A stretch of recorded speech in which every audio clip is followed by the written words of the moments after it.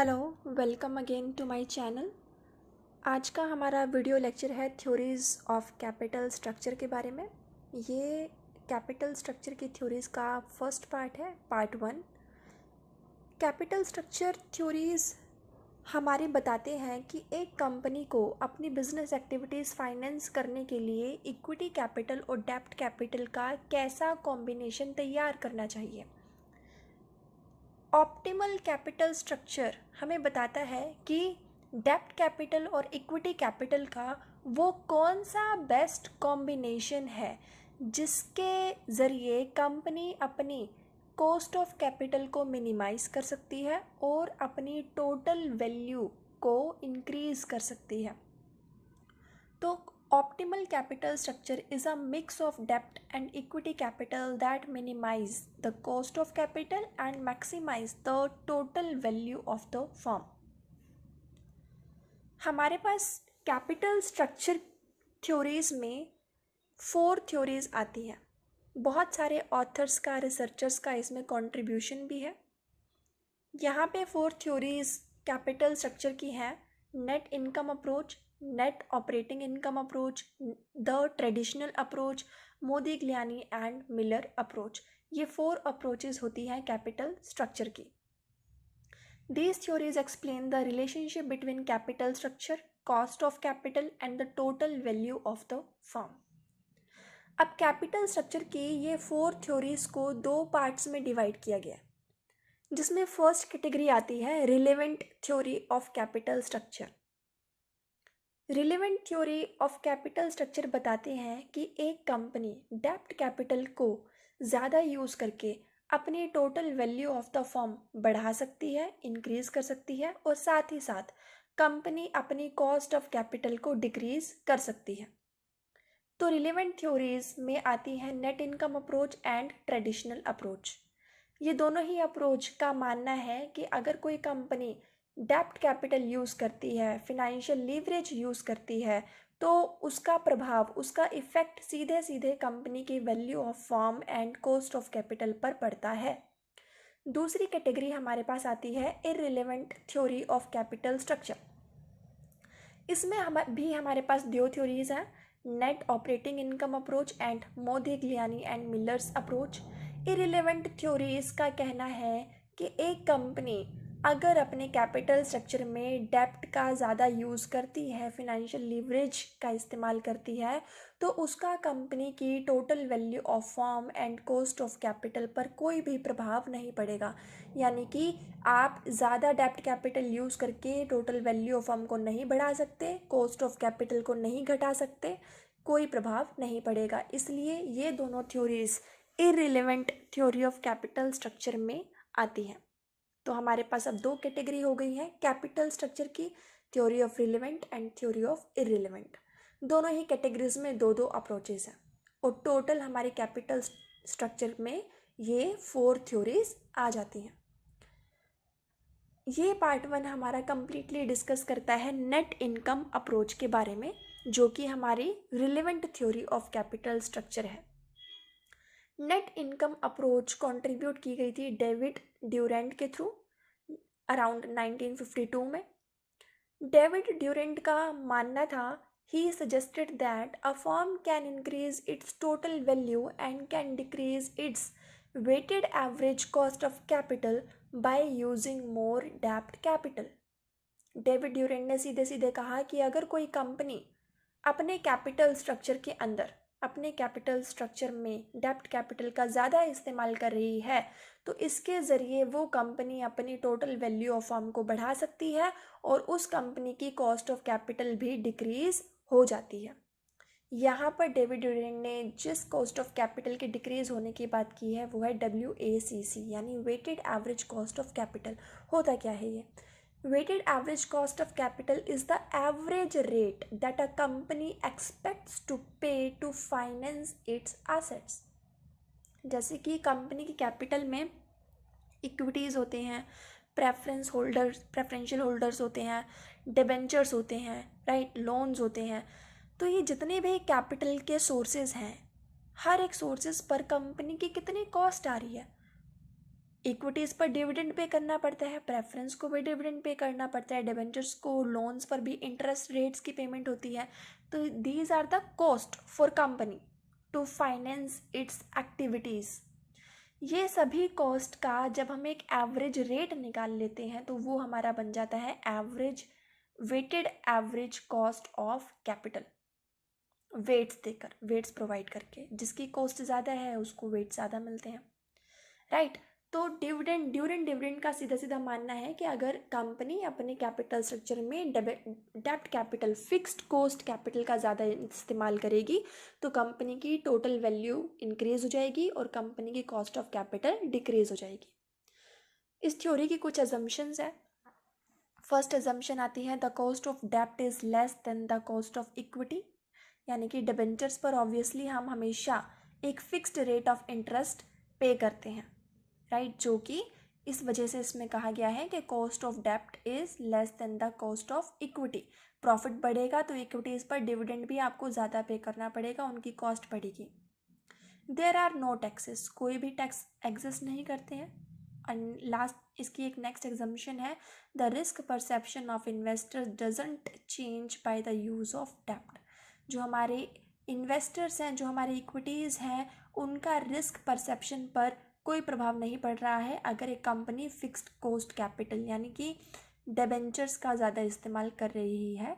तो ये हो गई हैं इस नेट इनकम अप्रोच की कुछ अजम्पशंस। अब यहाँ पर इस अप्रोच में डेविड ड्यूरेंट ने कहा है कि मार्केट वैल्यू ऑफ फर्म को आप on the basis of given formula calculate कर सकते हो, जिसमें है V is equal to S plus D. V stands for value of firm, S stands for market value of equity, जो कि calculate की जाती है earnings available for equity share holders को डिवाइड करके इक्विटी कैपिटलाइजेशन रेट के through. D का मतलब है मार्केट वैल्यू ऑफ डेब्ट एंड वैल्यू ऑफ फर्म हमारी निकलेगी मार्केट वैल्यू ऑफ इक्विटी और मार्केट वैल्यू ऑफ डेब्ट का टोटल, इन दोनों को ऐड करके, क्योंकि हम टोटल वैल्यू, हम ओवरऑल कंपनी की वैल्यू फाइंड कर रहे हैं। तो कंपनी की वैल्यू डिपेंड करेगा कंपनी के टोटल कैपिटल पे, जिसमें इक्विटीज़, शेयर होल्डर्स के साथ साथ हमारे आउटसाइड कैपिटल भी आती है, हमारी डेब्ट कैपिटल भी आती है।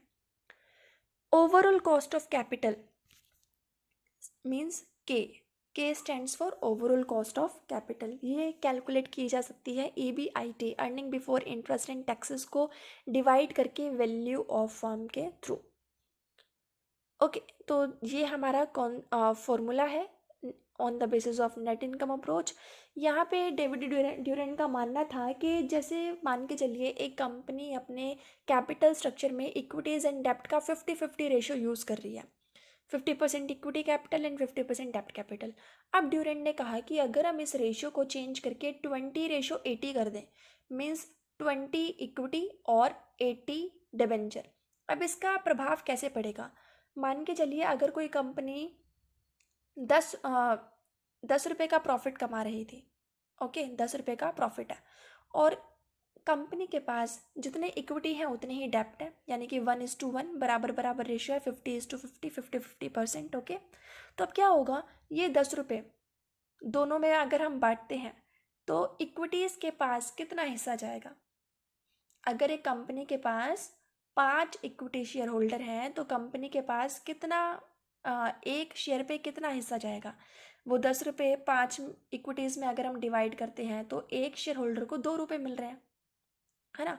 अगर एक कंपनी ने 10 रुपये कमाए और कंपनी के पास 5 इक्विटी शेयर्स हैं तो एक शेयर पे कितने रुपए जा रहे हैं? 2 रुपये।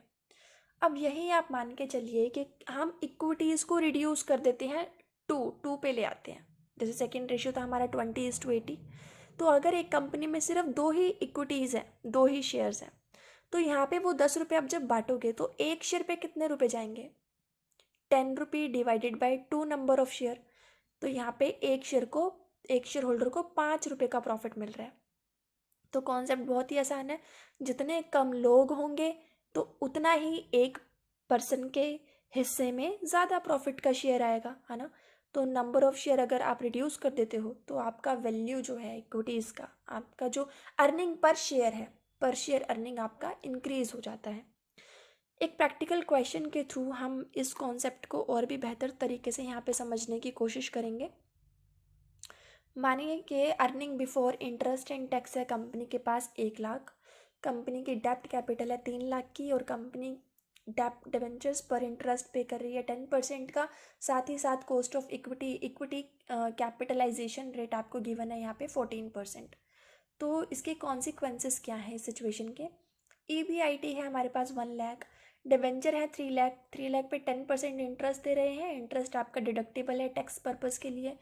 तो 30,000, 3 लाख का 10%, 30,000 इंटरेस्ट लेस करने के बाद हमारे earning before taxes, earning after interest but before taxes आपका निकल आता है 70,000, राइट। अब इस थ्योरी में अजम्पशन है कि there are no taxes, no tax exist, तो टैक्स रेट हमारे यहाँ पे अप्लाई नहीं होगा। तो ये पूरा का पूरा 70,000 किसके हिस्से में जाता है? शेयर होल्डर्स की अर्निंग्स हो जाती हैं। तो earnings available for equity share holders कितने आ गए हैं? 70,000। नेक्स्ट है हमारा market value of equity. Value of equity जहाँ पे फॉर्मूले में हमने डिस्कस किया था, आपको याद होगा, एस रिप्रेजेंट कर रहा था मार्केट वैल्यू ऑफ इक्विटी। और एस को हम कैसे कैलकुलेट कर रहे थे? Earnings available for equity share holders divided by value of firm divided by equity capitalisation rate, right. तो यहाँ पर हमारे पास अर्निंग्स अवेलेबल फॉर इक्विटी शेयर होल्डर्स है 70,000 एंड इक्विटी कैपिटलाइजेशन रेट आपको गिवन है क्वेश्चन में 14%। तो वैल्यू ऑफ इक्विटी आ जाती है 5 lakh. 70,000 divided by 14% is equal to 5 lakhs, right. अब हमारे पास मार्केट वैल्यू ऑफ डेप्ट गिवन है क्वेश्चन में 3 lakhs. Total market value of firm कैसे निकलेगा? S plus D। Market value of equity 5 lakhs plus market value of डेप्ट 3 lakhs, total market value of firm आ जाती है 8 लैक्स।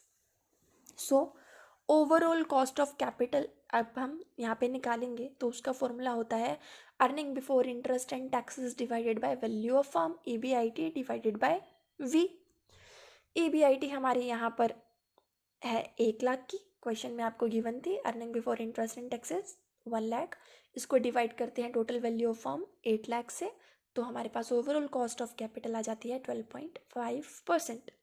अब यहाँ पे हम एक नेक्स्ट सिचुएशन लेते हैं कि अज्यूम कीजिए कंपनी ने अपनी डेप्ट कैपिटल बढ़ा दी। यही तो हमारा कॉन्सेप्ट है नेट इनकम अप्रोच, कि अगर आप ज़्यादा डेप्ट कैपिटल यूज़ करते हो तो हम चेक करना चाह रहे हैं कि उसका कंपनी की value of firm, total value पे और कॉस्ट ऑफ कैपिटल पे क्या इफेक्ट पड़ रहा है, क्या प्रभाव पड़ रहा है। तो चलिए डेप्ट कैपिटल को बढ़ा देते हैं 1 लाख से, तो 3 लाख से 4 लाख कर दिया हमने यहाँ पे 4 लैक्स। EBIT आपको गिवन है 1 लाख का। अब 4 लैक्स के अकॉर्डिंग इंटरेस्ट ऑन डिबेंचर्स हो जाता है 40,000, इसको लेस कर दिया तो earning after interest but before taxes आ जाते हैं 60,000 के।